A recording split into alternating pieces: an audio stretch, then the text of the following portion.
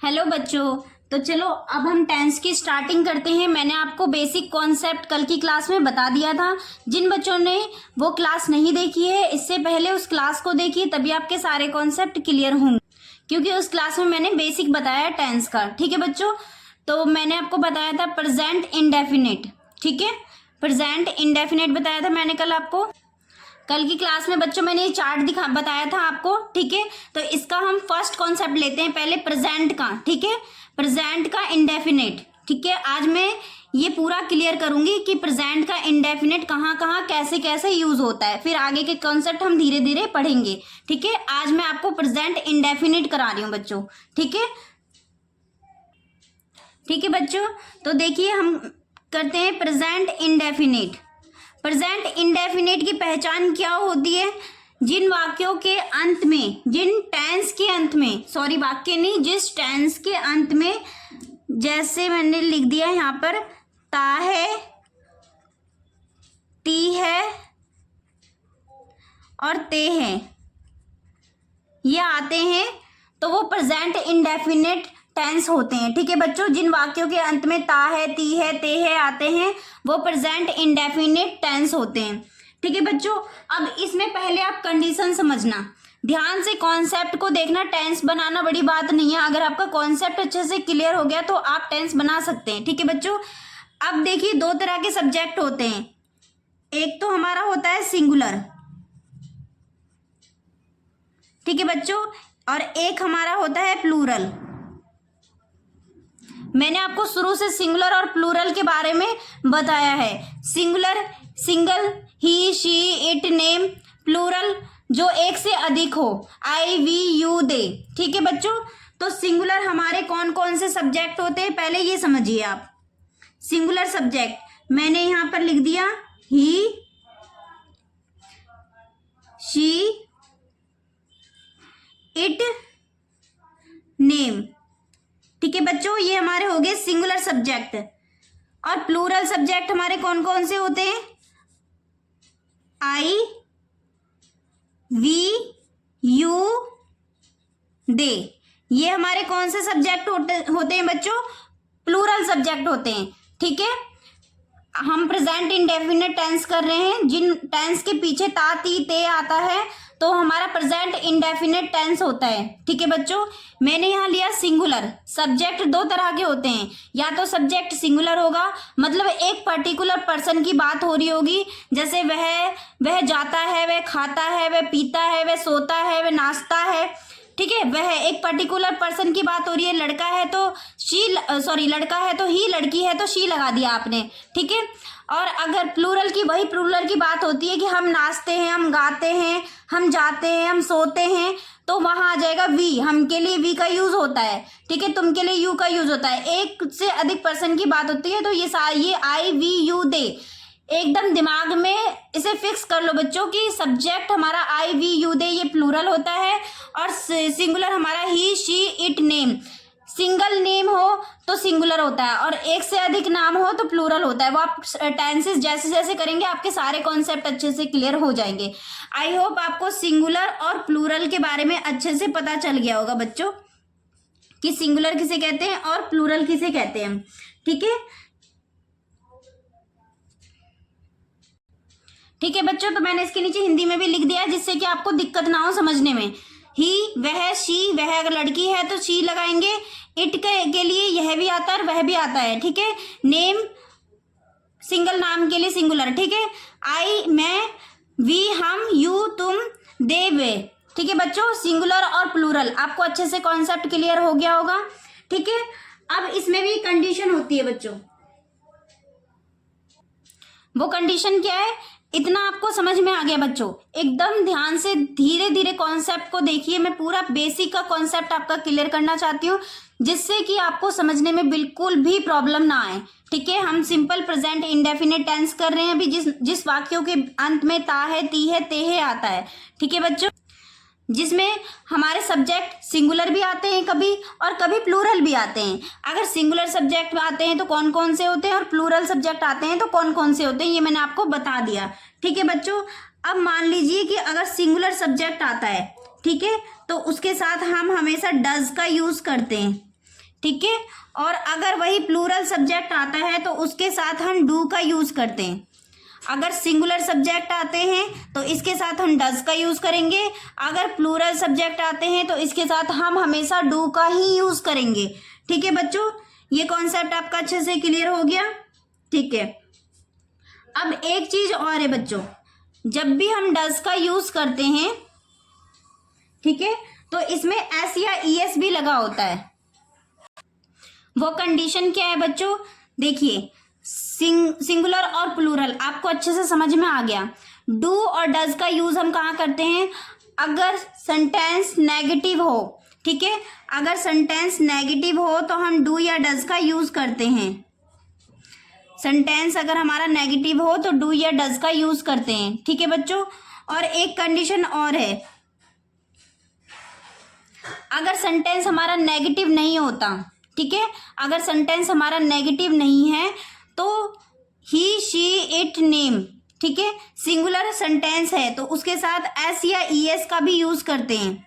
वो मैं आपको आगे बताऊंगी कि एस या ईएस कहाँ कहाँ लगाते हैं। पहले मैं आपको बेसिक कॉन्सेप्ट क्लियर कर देती हूँ, एस या ईएस का भी यूज करते हैं।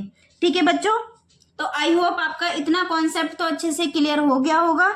अब मैं आपको ये बताती हूँ कि डू या एस या ईएस का यूज हम कैसे करते हैं। जैसे मैंने एक सेंटेंस लिया बच्चों, ठीक है, मैंने एक एग्जाम्पल लिया जिससे कि आपका एस या ईएस वाला कॉन्सेप्ट, अभी आप डू या डज को ध्यान मत दो इतना, ठीक है। डू या डज सिर्फ नेगेटिव चीजों के लिए करते हैं, जैसे मैं वहां नहीं जाता हूं, मैं खाना नहीं खाता हूं, तो ये नेगेटिव चीजें हो गई। नेगेटिव के लिए हम डू या डज का यूज करते हैं। पहले मैं आपको सिंपल टेंस बनाना सिखाती हूँ, ठीक है। सिंपल ये हमारा हो गया, इसके साथ सिंगुलर के साथ हम एस या ईएस का यूज करते हैं और प्लूरल के साथ एस या ईएस का यूज कभी नहीं करते बच्चों। तो वो एस या ईएस का यूज हम कैसे करते हैं, जैसे मैंने एक एग्जाम्पल लिया, वह खेलता है, ठीक है बच्चों, वह खेलता है। इसको कैसे बनाएंगे, वह क्या है हमारा सब्जेक्ट, ही, सिंगुलर है ही, खेलने को क्या कहेंगे, प्ले। सिंगुलर सब्जेक्ट में हमेशा आपका एस या ईएस आएगा, ठीक है बच्चों। सिंगुलर सब्जेक्ट में हमेशा अगर सिंपल टेंस है, अगर यहाँ पर ये होता है वह नहीं खेलता है, तो ये क्या हो गया हमारा, ये हमारा नेगेटिव आ गया। तो नेगेटिव हम कैसे बनाएंगे, ही डज नॉट प्ले, तब वहां एस या ईएस का यूज नहीं करते हैं। एस या ईएस का यूज हम सिंपल टेंस में ही करते हैं। जैसे मैंने कहा वह खेलता है, अभी मैं आपको सिंपल टेंस बता रही हूँ, ठीक है, इंडेफिनेट का सिंपल बता रही हूँ मैं आपको। वह खेलता है तो इसको ही प्ले, अब प्ले एस। अब आप कहेंगे कि मैम एस कहाँ लगेगा और ईएस कहाँ लगेगा, तो इसकी भी कंडीशन होती है बच्चों, एस हम कहाँ लगाएं और ईएस हम कहाँ लगाएं, ठीक है। तो मैं यहां लिख देती हूं, ईएस हम कहाँ कहाँ लगाते हैं, अगर किसी भी वर्ब के लास्ट में एक्स आता है, ठीक है, एक्स आ गया आपका, ओ आ गया, वो भी मैं आपको अभी बताऊंगी, सी एच आ गया और एस आ गया या एस एच आ गया। अगर वर्ब के लास्ट में ये सारी चीजें आती हैं, ठीक है, तो हम ईएस का यूज करते हैं, बाकी सबके साथ एस का यूज करते हैं। सिर्फ इसके साथ हम ईएस का यूज करते हैं, बाकी सबके साथ हम एस का यूज करते हैं, ठीक है बच्चों। जैसे एक दो एग्जांपल के साथ मैं आपको बताती हूं। जैसे मैंने कहा वॉश, ठीक है, मैंने कहा कैच, ठीक है, गो, ठीक है, बॉक्स, ठीक है बच्चों। तो ये इस टाइप के सेंटेंस आते हैं, टेंस में इस टाइप के वर्ड आते हैं वर्ब के, तो हम इनके साथ क्या करते हैं, मैंने सिंपल वह खेलता है, ही प्लेज, ठीक है, वह खेलता है, नॉर्मल सेंटेंस है।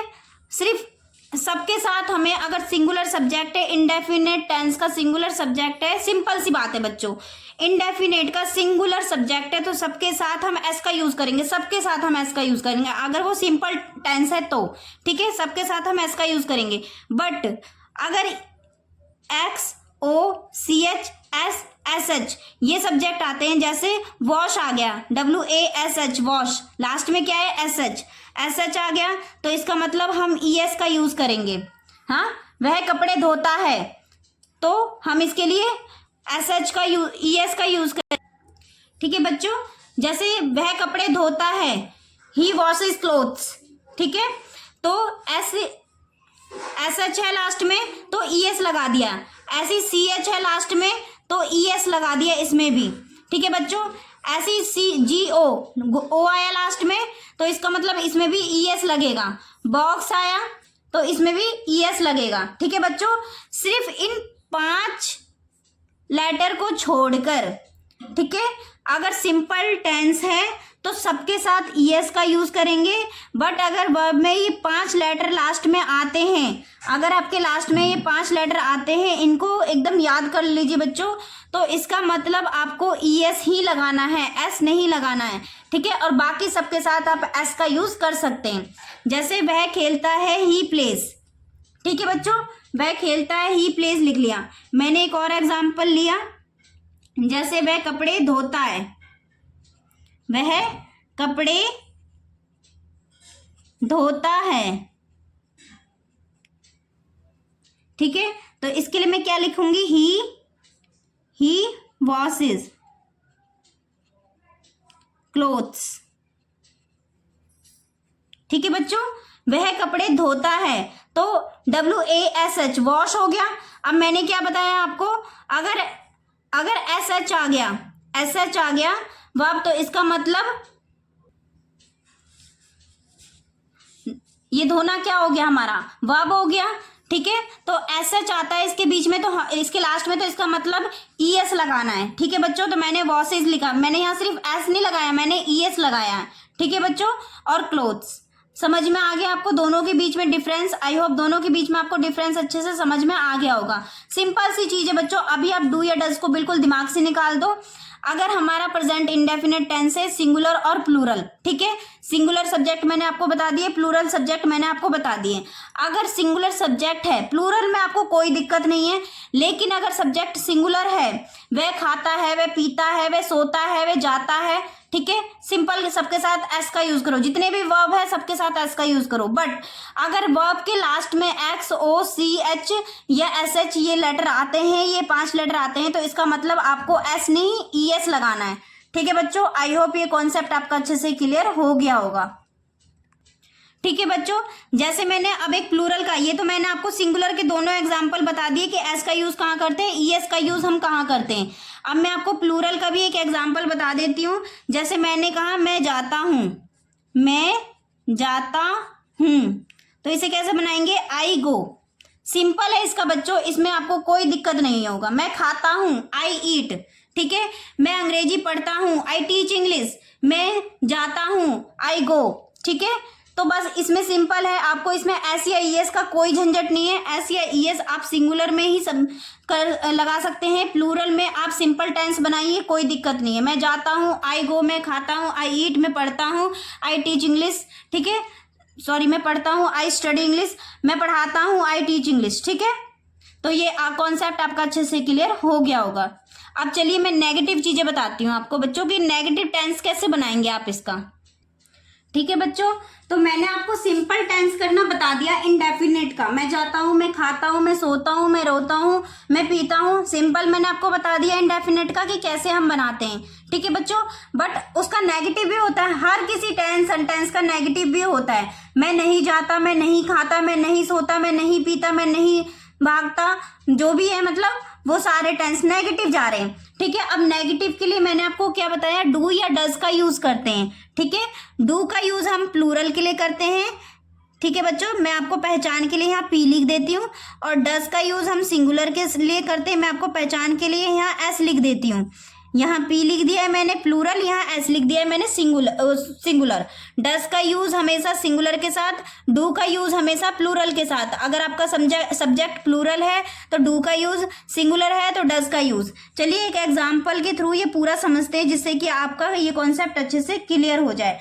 मैंने एक एग्जाम्पल ले लिया, वह स्कूल जाता है, ठीक है, वह स्कूल जाता है। अब देखिए इसको 5 तरीके से हम बनाकर देखेंगे। वह स्कूल जाता है, इसको कैसे बनाएंगे? सब्जेक्ट क्या है हमारा? ही। अब ये देखिए कि सब्जेक्ट सिंगुलर है कि प्लूरल है? सब्जेक्ट हमारा सिंगुलर है, ठीक है, तो इसका मतलब इसके ये नेगेटिव नहीं है, टेंस हमारा नेगेटिव नहीं है, इसका मतलब ये सिंपल टेंस है। तो इसका मतलब इसमें एस या ईएस भी आएगा क्योंकि ये सिंगुलर सब्जेक्ट है। तो वह स्कूल जाता है, ही जाने को क्या कहेंगे? गो। ही गो टू स्कूल। अब बताओ बच्चों, क्या ये टेंस आपका सही है? नहीं। क्यों? क्योंकि मैंने आपको बताया है किसी भी वर्ब के लास्ट में CH, X, ES और SH और O आता है तो वहां ES का यूज होता है। जैसे यहाँ O आया है तो यहाँ ES का यूज होगा, ठीक है बच्चों।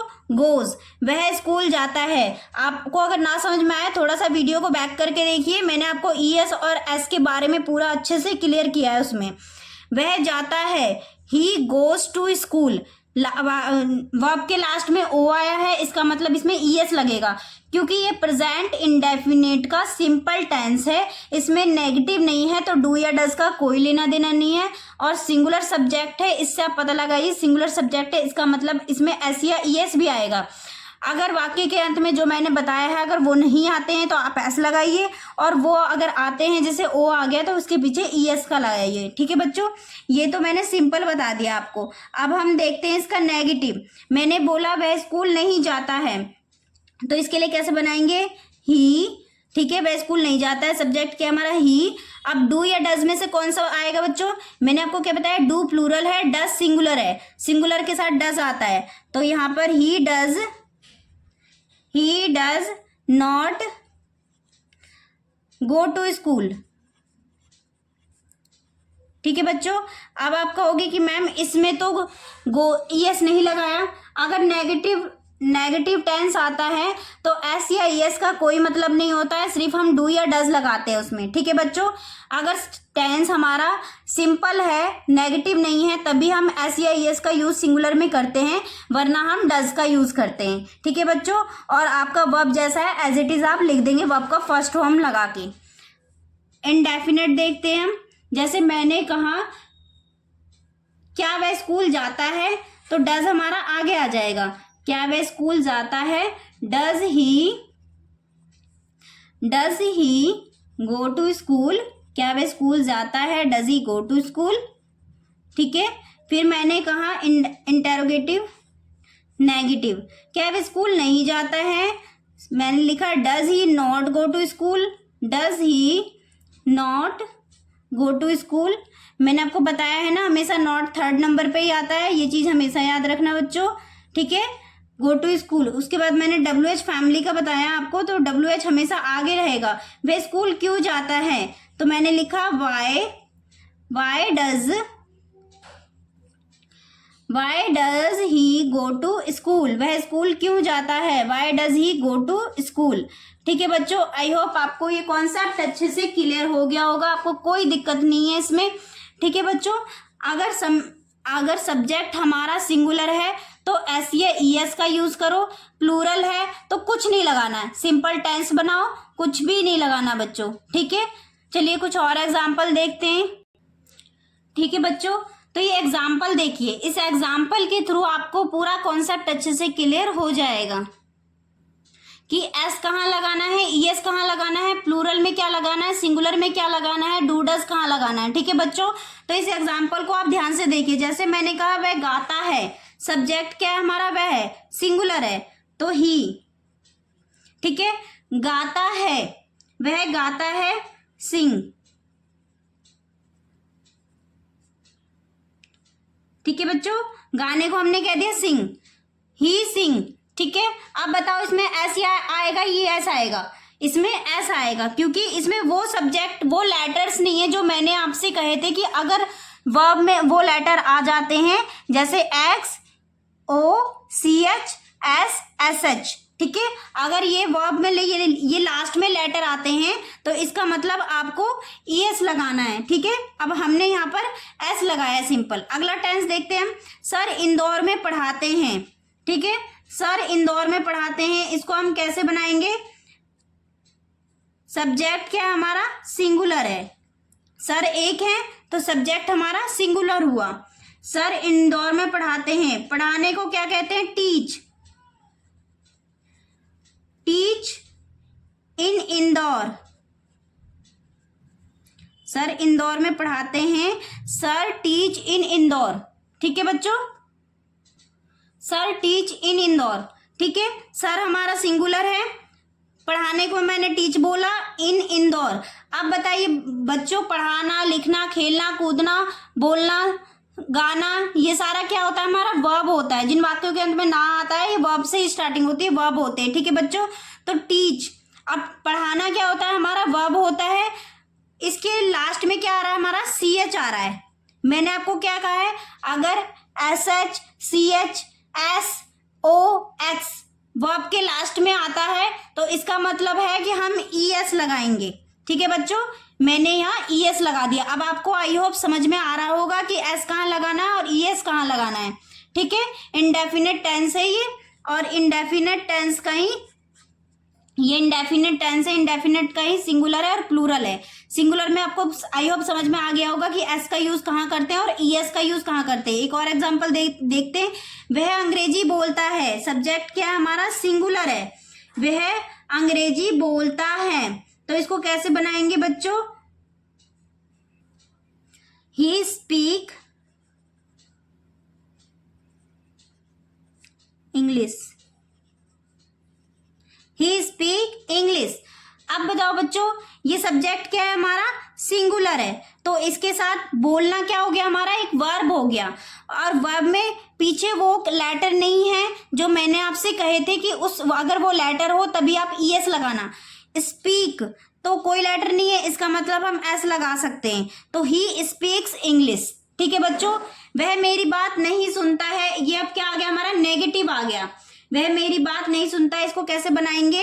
ही, सब्जेक्ट क्या है हमारा? ही। अब सिंगुलर के साथ मैंने बताया आपको डज का यूज करते हैं। ही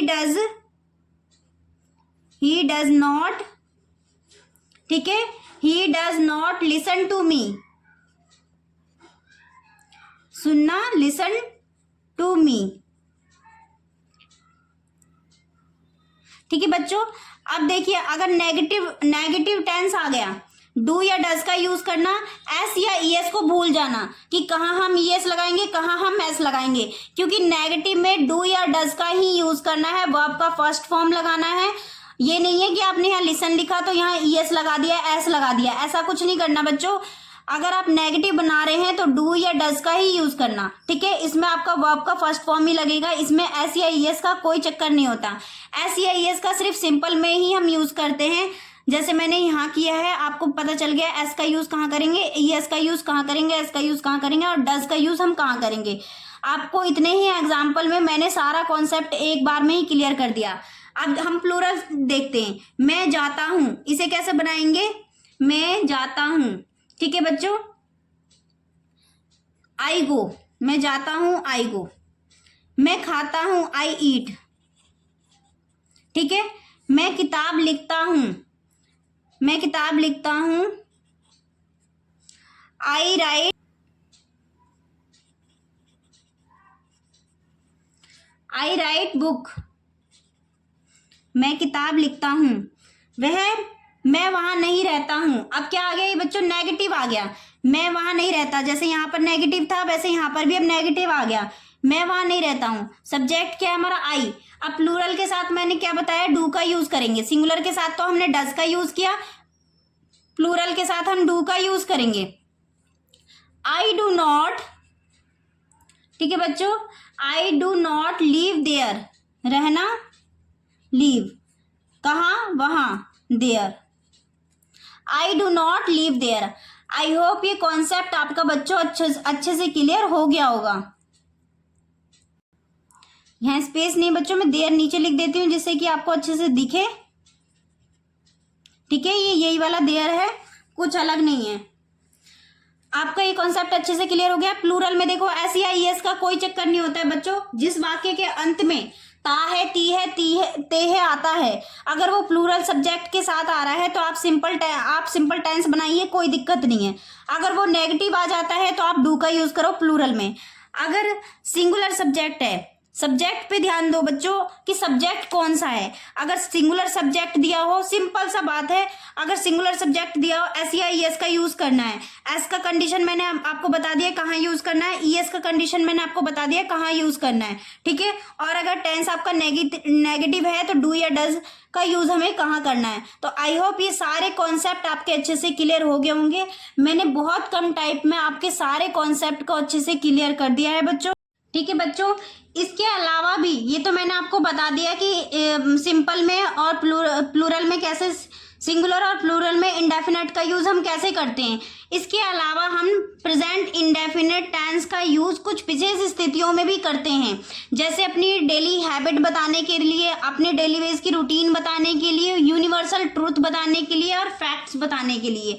हैबिट, जैसे मैं अंग्रेजी बोलता हूँ, ये मेरी हैबिट है, मैं अंग्रेजी बोलता हूँ, मैं बच्चों को पढ़ाता हूँ। ठीक है, जो मेरी हैबिट है उस हैबिट को बताने के लिए, क्योंकि उसमें ता है आता है, तो हैबिट को बताने के लिए भी हम इसका यूज करते हैं। ठीक है बच्चों, जैसे मैंने कहा मैं बोलता हूँ तो ही स्पीक इंग्लिश। ठीक है, हैबिट बताया है ये हमने, ही स्पीक इंग्लिश। जैसे मैंने कहा मैं बोलता हूँ, रूटीन बताने के लिए, ये तो हमारा हैबिट हो गया।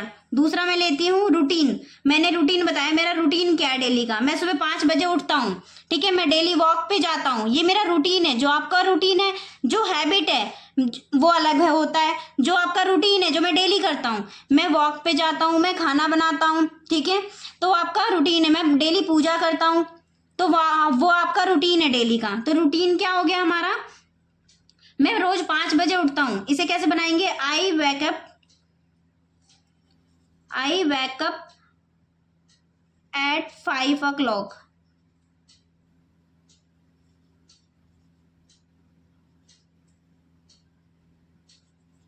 डेली। ठीक है बच्चों, जैसे तीसरा लिया मैंने यूनिवर्सल ट्रूथ। कोई यूनिवर्सल ट्रूथ होता है, जैसे सार्वभौमिक, जिस तरीके से हम कह सकते हैं जो एक तरीके से स्थिर है। ठीक है, जो होना ही है। जैसे लिखा हमने सूर्य पूर्व से उदय होता है। ठीक है, सूर्य पूर्व से उदय होता है, तो हमने लिखा द सनराइज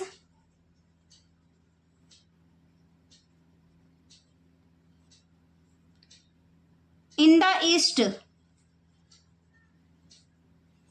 जिस चीज को हम बदल नहीं सकते, ठीक है, आप सूर्य को बदल तो नहीं सकते ना कि नहीं ये यहाँ से पूर्व से ना उदय होकर कहीं पश्चिम से उदय हो जाए, दक्षिण से उदय, ऐसा तो नहीं। ये एक यूनिवर्सल ट्रूथ है। ठीक है बच्चों, उसके बाद हम नेक्स्ट एग्जांपल ले लेते हैं, फैक्ट। जो कोई किसी चीज का फैक्ट बताता है, किसी तथ्य को बताने के लिए, तो उसका हम यूज फैक्ट में करते हैं। ठीक है बच्चों, कोई भी चीज हो सकती है, इतना ये नॉर्मल है, इसमें कोई दिक्कत नहीं है। तो आई होप ये सारे कॉन्सेप्ट आपके अच्छे से क्लियर हो गए होंगे।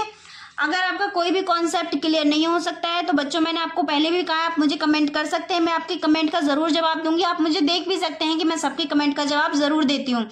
और आई होप अगर इस वीडियो को आपने अच्छे से देख लिया तो आपके इंडेफिनिट के सारे कॉन्सेप्ट अच्छे से क्लियर हो जाएंगे, क्योंकि बच्चों एक वीडियो को मैं इस तरीके से प्रेजेंट करती हूँ आपको कि आपको एक ही वीडियो में सारे कॉन्सेप्ट अच्छे से क्लियर ना हो जाए, आपको दोबारा ना देखना पड़े। बट फिर भी आपको ना समझ में आए तो आप देख सकते हो, और जब भी आपको ना समझ में आए तो आप मुझे कमेंट कर सकते हैं, मैं आपको जवाब जरूर दूंगी।